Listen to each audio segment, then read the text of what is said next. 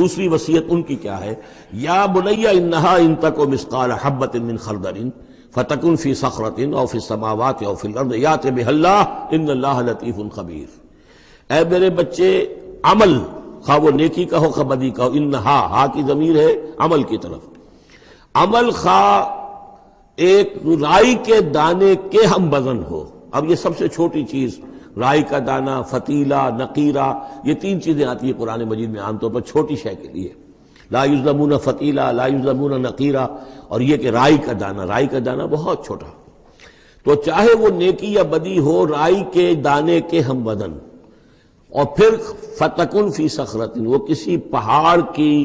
کسی چٹان کے پیٹ میں جا کر، کسی کھو کے اندر جا کر وہ عمل کیا گیا ہو، اور فی السماوات یا آسمانوں میں کیا گیا ہو۔ اب تو آسمانوں میں ہے نا، آپ خلا میں جا کر وہ عمل کر رہے ہیں، تو پھر اب تو انسان جو ہے وہاں تک پہنچ گیا ہے۔ اور فی الارض، یا زمین کے پیٹ میں گھس کر کیا گیا ہو، یأت بہ اللہ، اللہ اسے لے آئے گا۔ یعنی انسانی اعمال، انسان اشرف المخلوقات ہے، اور انسانی اعمال ایسی گھٹیا چیز نہیں ہے کہ ایسے ضائع کر دے اللہ، چاہے وہ نیکی ہے چاہے بدی۔ فمن یعمل مثقال ذرۃ خیرا یرہ ومن یعمل مثقال ذرۃ شرا یرہ، لیکن عمل ضائع نہیں ہوگا، چاہے وہ رائی کے دانے کے برابر ہو، پھر چاہے وہ کسی چٹان میں گھس کر کیا گیا ہو، کسی پہاڑ کی کھو میں کیا گیا ہو، چاہے وہ خلا اور فضا کی پہنائیوں میں کیا گیا ہو، چاہے وہ زمین کے اندر سرنگ کھود کر کیا گیا ہو، یأت بہ اللہ ان اللہ لطیف خبیر، یقیناً اللہ تعالیٰ باریک بین ہے، باخبر ہے۔